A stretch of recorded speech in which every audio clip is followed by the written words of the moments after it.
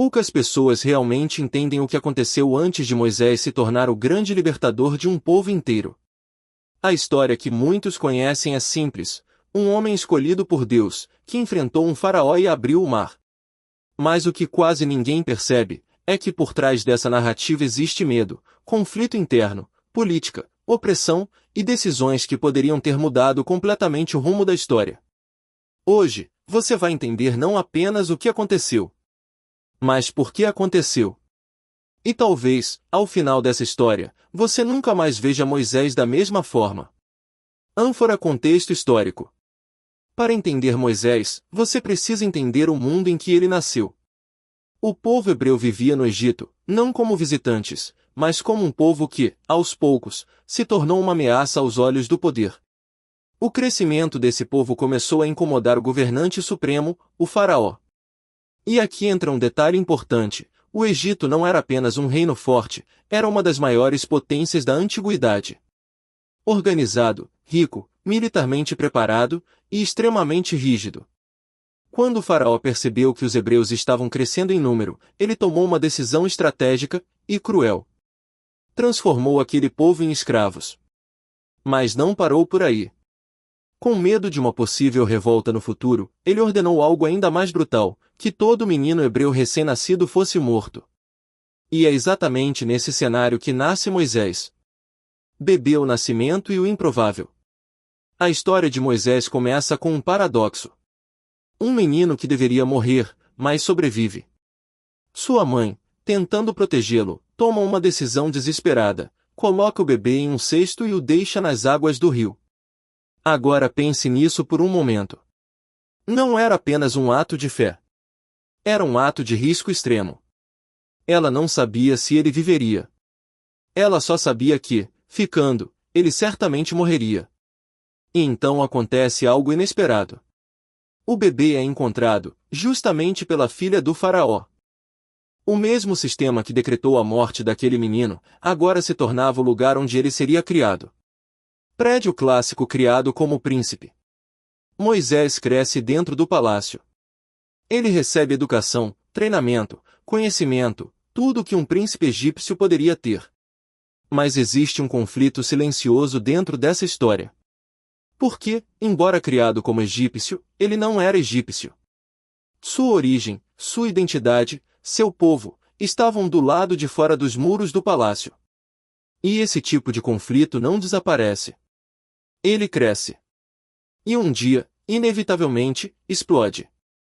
Espadas cruzado: o momento que muda tudo. Já adulto, Moisés presencia algo que muda completamente o rumo da sua vida. Ele vê um egípcio agredindo um hebreu. E aqui está um ponto importante. Isso não era um caso isolado. Era rotina. Era sistema. Era normal para aquele tempo. Mas Moisés reage. Impulsivamente, violentamente, ele mata o egípcio. E tenta esconder. Mas não consegue esconder as consequências. No dia seguinte, ao tentar intervir novamente, ele percebe que seu ato foi descoberto. E pela primeira vez, ele entende que não pertence totalmente a lugar nenhum. Nem ao palácio. Nem ao povo. E então ele foge. Capta o exílio e o silêncio. Moisés vai para o deserto. E esse é um dos períodos mais ignorados da história, mas também um dos mais importantes. Porque ali, longe do poder, longe do conflito, ele passa anos vivendo uma vida completamente diferente. De príncipe a pastor. De influência ao anonimato. E aqui existe uma transformação silenciosa. O homem impulsivo começa a mudar. O homem que agiu sem pensar começa a aprender a esperar. Fogo chamado. É nesse cenário que acontece o evento mais conhecido da vida de Moisés. A sarça ardente. Mas vamos além do símbolo.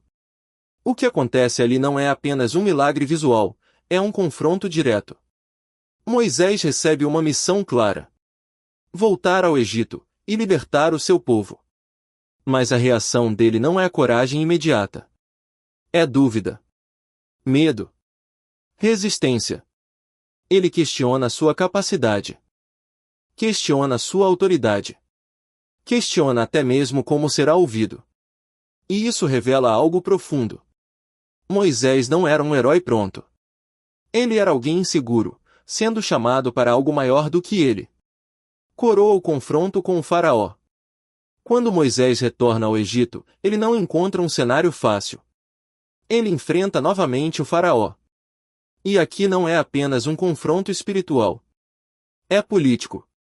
É estratégico. É um embate entre autoridade divina e poder humano. Cada pedido de libertação é recusado. E a cada recusa, a tensão aumenta. Onda as pragas e o colapso. As pragas não foram apenas punições. Foram demonstrações de poder. Cada uma atingia diretamente aspectos importantes do Egito. Economia. Religião. Estrutura social. O império começa a enfraquecer. Mas o faraó resiste. Até que chega o ponto de ruptura. A última praga. E então, finalmente, o povo é liberado. Pedestre a saída e o medo. O povo sai do Egito. Mas liberdade não significa ausência de medo. Pelo contrário. Agora eles estão no deserto, sem estrutura, sem segurança, sem garantia de sobrevivência.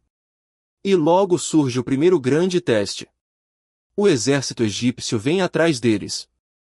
E à frente, o mar. Onde o mar se abre. Esse é o momento mais famoso.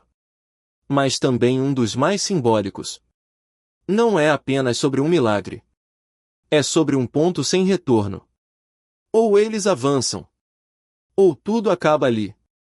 E Moisés, aquele homem que um dia duvidou de si mesmo, agora lidera um povo inteiro. O mar se abre. Eles atravessam. E a história muda para sempre. Reflexão final. A história de Moisés não é apenas sobre milagres. É sobre processo. Sobre alguém que cresceu dividido entre dois mundos. Tomou decisões erradas. Fugiu. Duvidou. Resistiu. E ainda assim, foi usado para algo extraordinário. Talvez o ponto mais importante dessa história não seja o mar se abrindo. Mas o fato de que, antes disso, houve anos de silêncio, dúvida e transformação. E isso levanta uma pergunta inevitável. Quantas pessoas desistem, exatamente no período em que estão sendo preparadas?